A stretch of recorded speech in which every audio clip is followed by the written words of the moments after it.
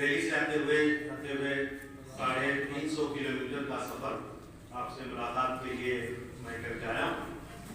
वो 3.5 मिनट सिर्फ गौर से सुनो, सिर्फ 350 किलोमीटर 3.5 मिनट। ये एक मेरी किताब है तहरीक आज़ादी और हिलाल, मौलाना आज़ाद, 400 सफ़े की ये किताब है। और ऐसी 3 किताबें मौलाना आज़ाद जो मैंने लिखी हैं, 1000 सफ़े की किताबें लिखी। मौलाना आज़ाद की मेरी PhD है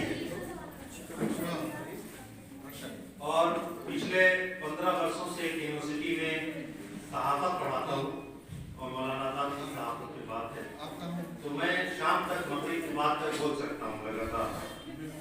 लेकिन जैसा कि मेरा तरीका है, मैं अपने बुजुर्गों से, अपने हमउम्रों से और ये जो नई नस्ल बैठी है इनसे 3 अलग अलग बातें अर्ज करूँगा।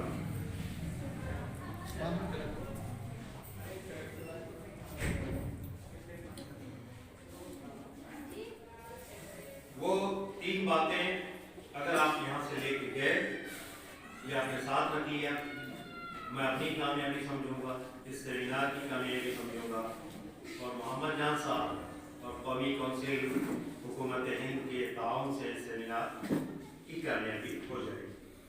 ख्वातीन हज़रात, अभी मैं पेशी असद साहब को आप सुन रहे थे, जिस पार्लियामेंट में वो बैठते हैं उसी पार्लियामेंट के मेंबर जमीर साहब आपके वतन ने चुन के भेजा था मौलाना आज़ाद को रामपुर ने 1952 में। बहुत अच्छी फख्र हासिल है, यहीं से मौलाना आज़ाद मेंबर ऑफ पार्लियामेंट। मौलाना आज़ाद आलिम दीन थे, इमाम हरम की साहबजादी उनकी वालिदा। उस जमाने में उनके वालिद मौलाना खैरुद्दीन सफर करके मक्का मुअज़्ज़मा में गए तो मक्का मुअज़्ज़मा में उन्होंने अपना ज़ाती मकान बनाया। और एक बात गौर कीजिएगा, आज हमारे उलमा किराम मस्जिद में सिर्फ ये समझ लेते हैं कि यहाँ अज़ान और नमाज और यहाँ अल्लाह के दीन की बात कर लेना ही काफ़ी है।